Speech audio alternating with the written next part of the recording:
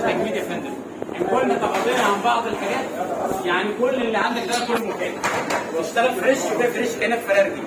لسه ما طبقناش قانون 70 بتاع 2005 ماشي، ده بيتعمل في الدرج لسه، لكن حضرتك بتلاقي فين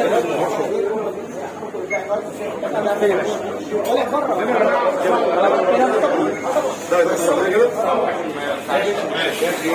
خد يا علي.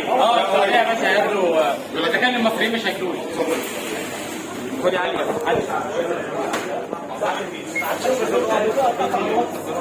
خد يا علي. كل حاجه الحاكم يجيب بقى علي. 409 ايه؟ نور.